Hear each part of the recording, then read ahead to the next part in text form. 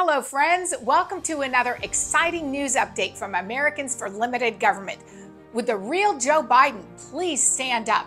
And why are you hiding behind aliases such as Robin Ware, Robert L. Peters, J.R.B. Ware, and others? According to Fox News, the then Vice President Joe Biden had up to 6 different aliases. According to reports from reputable sources, including Fox News, the National Archives possesses nearly 6,000 emails wherein Vice President Biden supposedly used an alias to conceal his involvement in his son's questionable business dealings. But before we delve into the details, I would love to hear your creative suggestions for a fitting alias for Joe Biden. Feel free to leave your ideas in the comments section, and we just might feature them in our upcoming video. Additionally, please support us by liking, sharing, and subscribing to Americans for Limited Government on both YouTube and Rumble. Now, let's return to the topic of Biden's alleged cover-ups. It appears there are some obstacles to exposing these alias emails, and some believe that deep state actors are actively working to protect the Biden crime family.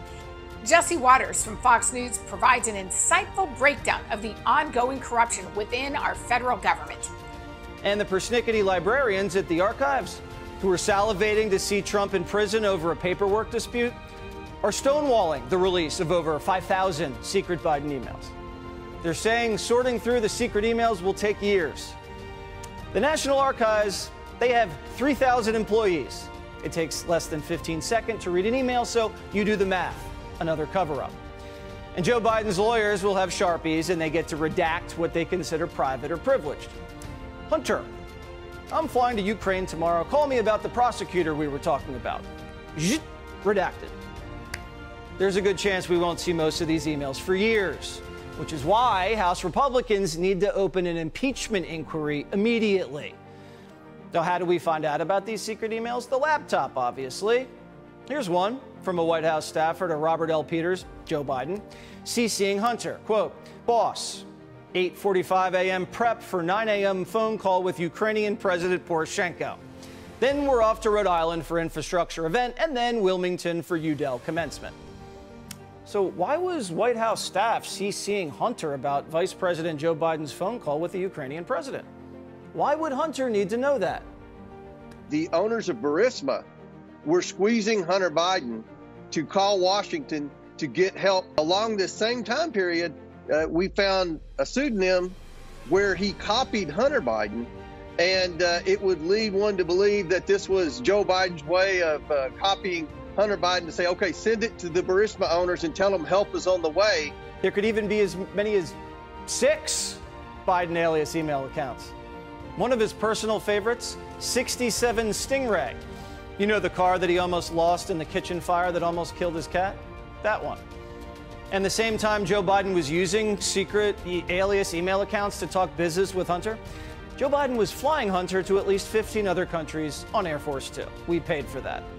Countries where Hunter conducted business. What do you call secret flights, secret email addresses, burner phones, shell companies, offshore accounts, client dinners and phone calls, 150 suspicious activity reports, and $20 million of foreign money funneled into 10 different Biden family bank accounts? In another interview, Mercedes Schlapp, a former communications advisor to President Trump, suggests Congress may have to subpoena those emails to get to the truth. We're going to have to see subpoenas coming. I think when you're looking at the fact that you're supposed to get approval by the president and the vice president to release these emails, well, guess what? That's not going to happen in our lifetime.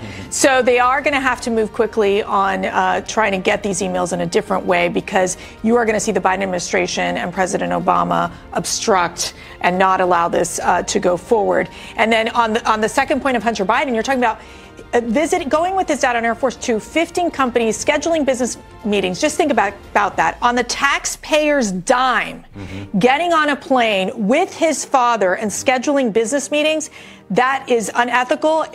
There's got to be legal ramifications here, and I think. And finally, we have a clip from Rachel Maddow from MSNBC, who presents a rather unusual conspiracy theory, to say the least. The election means one of two things, if this is the way he's going to approach it. Either he loses the election and he goes to prison, or he wins the election, he doesn't go to prison, and is that for life? that he gets to be president? Will we keep having more elections or no? If every election is a new opportunity for him to go to prison, do you think he allows us to have new elections? To wrap things up, let's remember to stay focused on the fight for liberty and have a fantastic day. Thank you for tuning in, and don't forget to support Americans for Limited Government.